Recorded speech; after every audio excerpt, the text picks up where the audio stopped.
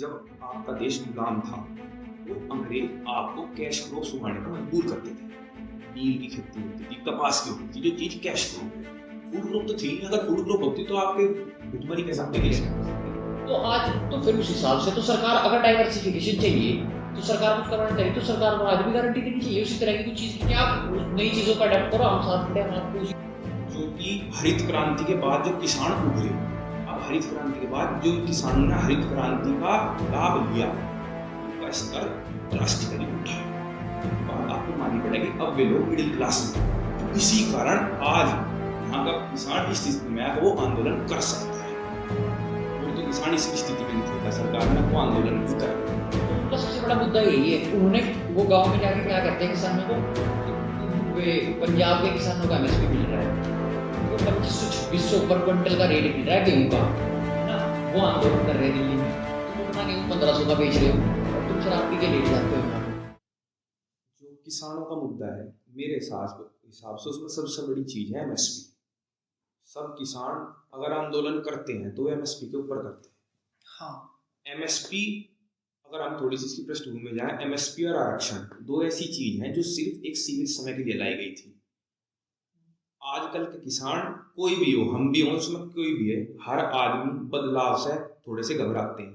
वे चाहते हैं कि जैसी तथाकथित व्यवस्था चलती आ रही है ऐसी ही चलती रहे, जबकि बिना बदलाव के आप किसी भी चीज की में उन्नति प्राप्त नहीं कर सकते। ये मेरे विचार से तो तीन कानून आए, उनको रद्द करवाने से बड़ा मुद्दा शायद किसानों के लिए होता है, भाई एमएसपी सुनिश्चित करो, है ना।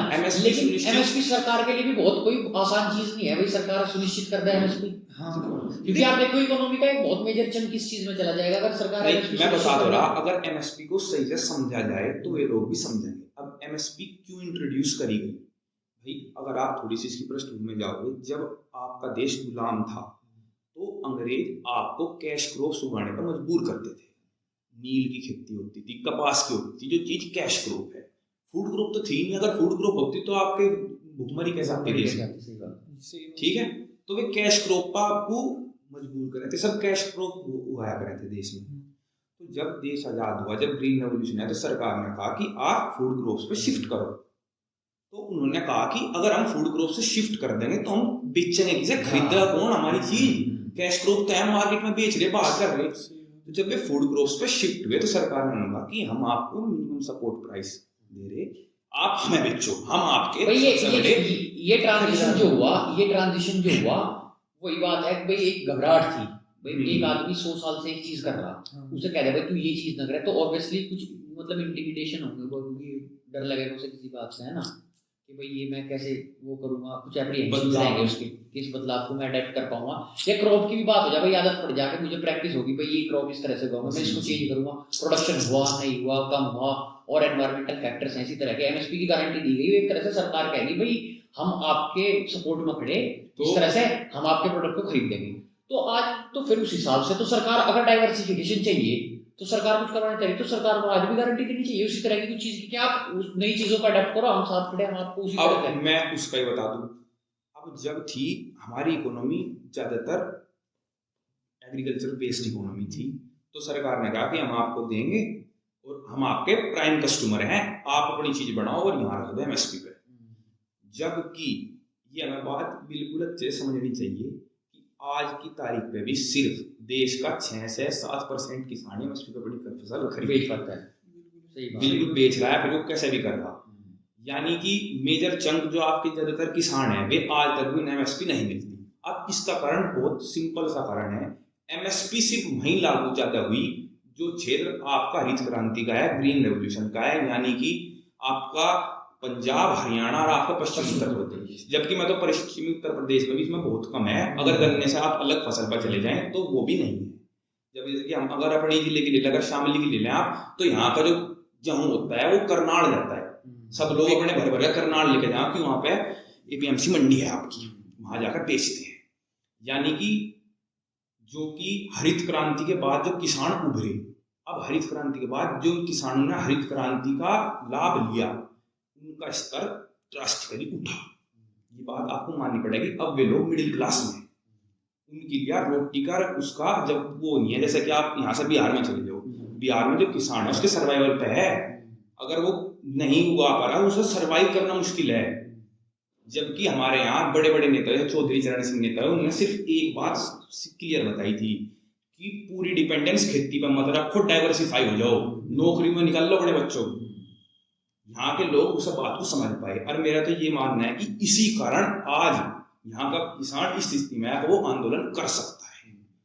और तो किसान इस स्थिति में नहीं छोड़ा, सरकार ने वो आंदोलन भी कर लिया। नहीं, जो व्यक्ति हैं साइकोलॉजिस्ट हैं, जो पॉलिटिक्स को समझ हैं बारीकी से, भाई वो स्टडी कर रहे है ना, सारे फैक्टर्स पे क्या क्या इफेक्ट कर रहे हैं। एक व्यक्ति का नाम लूंगा मैं, प्रशांत किशोर है ना, उन्होंने एक जन स्वराज के नाम से एक अभियान चालू करा, वो शायद अपनी पॉलिटिकल पार्टी भी लॉन्च करेंगे।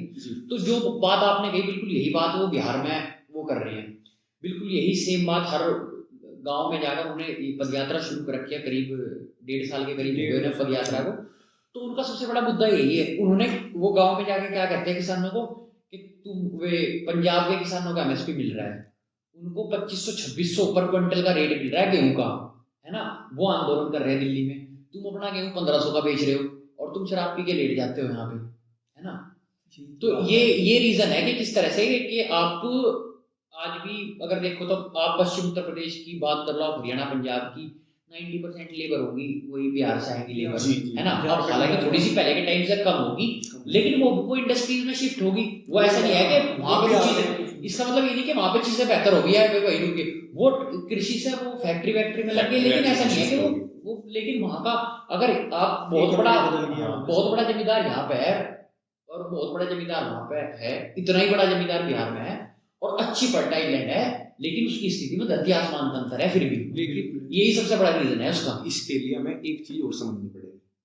सारी बात वहां पर आती है कि जहां से ग्रीन रेवोल्यूशन हुआ और आपकी मिडिल क्लास का जन्म हुआ, यहाँ पे हमारे यहाँ या फिर हरियाणा पंजाब में तो और भी डेवलप्ड है। अगर आप हमारे यहाँ देखो, जो किसान है ज्यादातर, जो छोटा किसान है, ज्यादातर छोटा किसान यानी कि जिस पर 20 बीघे से कम जमीन है, 84% इस देश का किसान छोटा किसान है जिस पर 20 बीघे से कम जमीन है। सर्वप्रथम तो बात है यह, हमारे यहाँ 20 से 30 बीघे, 40 बीघे, 15 बीघे ऐसे है, सब पर ज्यादातर लोगों को जमीन है, यानी कि मिडिल क्लास ज्यादा है, डोमिनेट करते हैं किसान में। अगर आप बिहार में चले जाओ तो वहाँ चाहे तो 2 या 3 बीघा किसान है या फिर 100 या 150 बीघा किसान है। कुछ ऐसे चंक्स हैं लोगों के या फिर उनकी अपनी कम्युनिटीज के कि ज्यादातर वे हैं, जैसे भूमियार हैं, उन पर वहाँ जमीन है, वे वहाँ के मिडिल क्लास किसान हैं।